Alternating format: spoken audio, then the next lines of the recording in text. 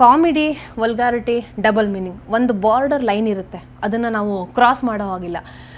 ಪೆಟ್ಟಿಗೆ ಮತ್ತು ಗಾಬರಿ ಪಾತ್ರಗಳನ್ನ ನೀವು ಕ್ರಿಯೇಟ್ ಮಾಡಿ ಡೈಲಾಗ್ ಬರೆಯುವಾಗ ನಾವು ಇದನ್ನೆಲ್ಲ ನೆನ್ಪಿಟ್ಕೋಬೇಕು. ಜೊತೆಗೆ ಇವತ್ತು ಸಾಕಷ್ಟು ಕಾಮಿಡಿ ಶೋಗಳು ಬರ್ತಾ ಇದೆ, ಸ್ಟ್ಯಾಂಡಪ್ ಕಾಮಿಡಿ ಇದೆ, ಮತ್ತು ಸೆನ್ಸರ್ಲೆಸ್ ತುಂಬ ಡೈಲಾಗ್ಸ್ಗಳು ನಾವು ಬೇರೆ ವೆಬ್ ಸೀರೀಸಲ್ಲೋ ಸಿನಿಮಾದಲ್ಲೋ ನೋಡ್ಬೋದು. ಇದನ್ನೆಲ್ಲ ಗಮನದಲ್ಲಿ ಇಟ್ಕೊಂಡು ಸ್ಕ್ರಿಪ್ಟ್ ರೆಡಿ ಮಾಡೋದು ಎಷ್ಟು ಸವಾಲಿನ ಕೆಲಸ ಅಂತ. ಅಂದರೆ ಒಂದು ಕತೆ ಅದು ಅದ್ರ ಭ್ರೂಣ ಅಂತ ಅಂತಾರಲ್ಲ, ಅಂದರೆ ಕಥೆದು ಒಂದು ಥಾಟ್, ಒಂದು ಲೈನು ಹುಟ್ಟುವಾಗ ತುಂಬ ಇನೋಸೆಂಟಾಗಿ ಹುಟ್ಬಿಡುತ್ತೆ ಮೇಡಮ್, ಆಯಿತಾ.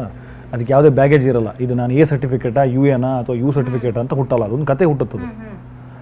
ಅದ್ರ ಬೆಳವಣಿಗೆ ಅದು ಇನ್ನು ಕೂಸಾಗಿ ಅದು ಹುಟ್ಟುತ್ತಾ, ಅದು ಬೆಳೀತಾ, ಅದ್ರ ಆರ್ಗನ್ಸ್ ಬೆಳೀತಾ ಅದು ಏನು ಅಂತ ಅದ್ರ ರೂಟ್ ಅದು ಪಡ್ಕೊಳ್ಳುತ್ತೆ, ಆಯಿತಾ.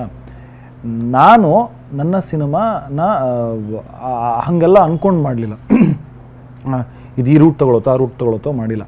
ಫಸ್ಟು ಇನೋಸೆಂಟಾಗಿ ಒಂದು ಡ್ರಾಫ್ಟ್ ಬರೆದ್ಬಿಡ್ತೀನಿ, ಆಯಿತಾ. ಅದರಲ್ಲಿ ಸುಮಾರೆಲ್ಲ ಇತ್ತು. ಆಬ್ವಿಯಸ್ಲಿ ಬಿಸ್ನೆಸ್ ಅಂತ ಬಂದಾಗ ಎ ಸರ್ಟಿಫಿಕೇಟ್ ಅದೊಂದು ಸೆಕ್ಟರು, ಜನ ಫ್ಯಾಮಿಲಿ ನೋಡಬೇಕು ಹಾಗೆ ಅಂತ. ನಾನು ನನ್ನ ಸಿನಿಮಾ ಎ ಸರ್ಟಿಫಿಕೇಟ್ ಆದರೂ ಸಿನಿಮಾ ಪರವಾಗಿಲ್ಲ, ಆಯಿತಾ. ನನ್ನ ಸಿನಿಮಾ ಇರುತ್ತೆ, ಸಬ್ಜೆಕ್ಟ್ ಪ್ಯೂರಾಗಿರುತ್ತೆ. ನನಗೆ ಆ ಪಾತ್ರಗಳಿಗೆ ಎಷ್ಟು ಬೇಕೋ ಅಷ್ಟೇ ನಾನು ಇದು ಮಾಡ್ತೀನಿ, ಬರಿತಾ ಹೋಗ್ತೀನಿ ಅಂತ ಡಿಸೈಡ್ ಆಗ್ತೀನಿ ಫಸ್ಟು.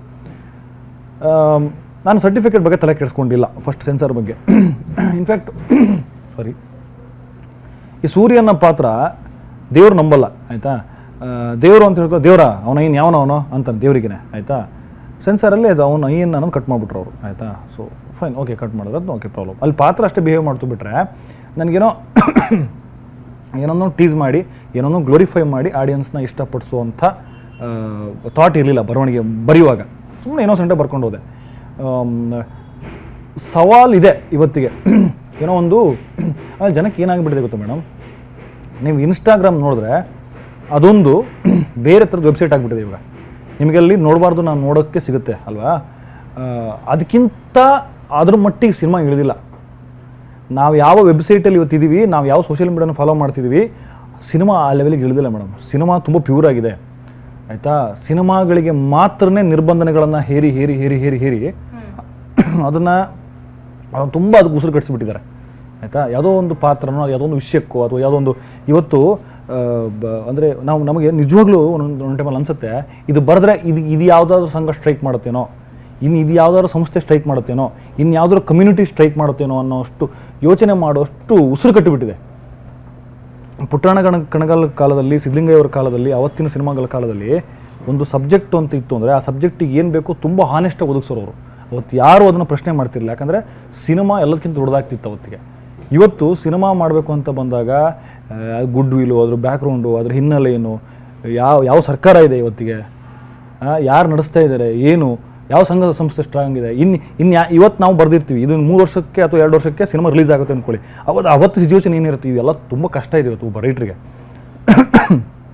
ಸಿನಿಮಾ ಅನ್ನೋದನ್ನು ಯಾವುದೋ ಒಂದು ಸೆಕ್ಟರ್ಗೋ ಅಥವಾ ಯಾವುದೋ ಒಂದು ಕೆಲವೊಂದು ಅಂಶಗಳಿಗೆ ನಾವು ಅದನ್ನು ಸೀಮಿತ ಮಾಡೋಕ್ಕಾಗೋದಿಲ್ಲ, ಅದೆಲ್ಲದನ್ನು ಮೀರಿದ್ದಲ್ವ.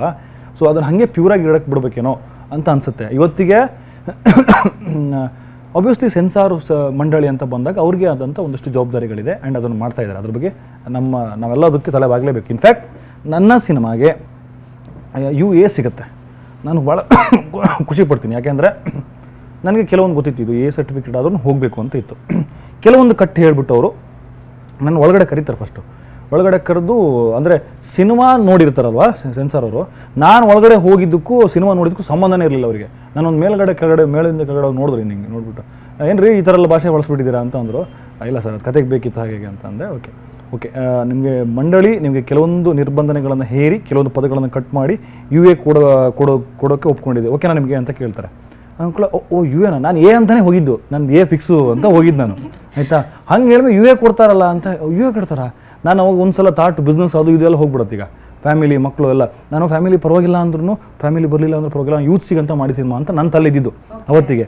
ಆಮೇಲೆ UA ಕೊಡ್ತಾರಲ್ಲ ಅಂತೇಳಿ, ಹಾಂ ಸರ್ ಓಕೆ ಸರ್ ಅಂದ್ಬಿಟ್ಟೆ. ಹೋಗಿ ಬೋನಸ್ ಅಲ್ಲ ಅಂದ್ಬಿಟ್ಟು ಓಕೆ, ಅವರು 2-3 ಕಟ್ ಮಾಡಿದ್ರು. ಈ ಒಂದಷ್ಟು B ಮಗ S ಮಗ ಅಂತ ಒಂದಷ್ಟೆಲ್ಲ ಇದೆ, ಅವೆಲ್ಲ ಕಟ್ ಮಾಡಿಬಿಟ್ರು. ಓಕೆ, ಅವು ಹೋದ್ರೂ ಪರವಾಗಿಲ್ಲ, ಅಯ್ಯೋ ಇರಬೇಕಿತ್ತು ಅಂತ ಒಂದು ನೋವಿತ್ತು ಮನಸ್ಸಲ್ಲಿ, ಆದರೂ ಪರವಾಗಿಲ್ಲ ಅಂತ ಕಟ್ ಮಾಡಿಕೊಟ್ಟೆ. ಕಟ್ ಮಾಡಿಕೊಟ್ಟು ಯೂತ್ಸಿಗೆ ಸಿನಿಮಾ ಮಾಡಿದ್ದಲ್ಲ ಅವೇ ಮಜಾ ಕೊಡೋದಲ್ವಾ ಅಂತ. ಬಟ್ ಅದು ತುಂಬ ಒಂದಷ್ಟು ಸಲ ಬಿಟ್ಟಿದ್ದೋ ನೀವು ಸಿನಿಮಾ ನೋಡಿದ್ರೆ ನಿಮ್ಗೆ ಗೊತ್ತಲ್ವಾ, ಓಕೆ ಅಂತ ಸರ್ಟಿಫಿಕೇಟ್ US ಸಿಗುತ್ತೆ, ಖುಷಿ ಆಗುತ್ತೆ.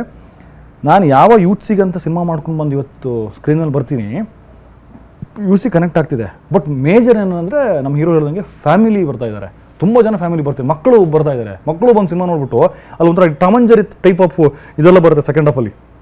ಅದನ್ನೆಲ್ಲ ಎಂಜಾಯ್ ಮಾಡಿಬಿಟ್ಟು ನನ್ನ ಪಾತ್ರನಾಗಲಿ ಇವನ ಪಾತ್ರನಾಗಲಿ ಇನ್ಫ್ಯಾಕ್ಟ್ ಹೀರೋ ಪಾತ್ರನಾಗಲಿ ಸಣ್ಣ ಸಣ್ಣ ಸಣ್ಣ ಪಾಯಿಂಟ್ನ ಡಿಕೋಡ್ ಮಾಡಿ ಮಕ್ಕಳು ಮಾತಾಡ್ತಿದ್ದಾರೆ. ಅಯ್ಯೋ ನಾನು ಅವತ್ತೇನೋ ಅಂತ ಹೋಗಿದ್ದು ಇದೆಲ್ಲ ಮಿಸ್ ಮಾಡ್ಕೊಳ್ತಿದ್ನಲ್ಲ ಈಗ ಅಂತ ಯೋಚನೆ ಆಯಿತು ನನಗೆ. ಬಟ್ ಅದೇ ಯೂನಿವರ್ಸ್ ಏನೇನು ಒಳ್ಳೇದಾಗಬೇಕು ಅದನ್ನೆಲ್ಲ ಮಾಡಿಟ್ಟಿರುತ್ತಲ್ಲ, ಅದ್ರ ಸ್ಕ್ರೀನ್ ಪ್ಲೇ ಮುಂದೆ ನಮ್ದೇನೂ ಅಲ್ಲಲ್ಲ. ಸೊ ಎಲ್ಲ ಚೆನ್ನಾಗಾಗ್ತಿದೆ.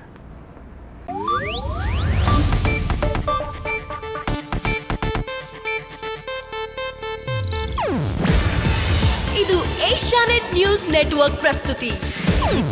ನೀವು ನೋಡ್ತಿದ್ದೀರಾ ಏಷ್ಯಾನೆಟ್ ಸುವರ್ಣ ನ್ಯೂಸ್.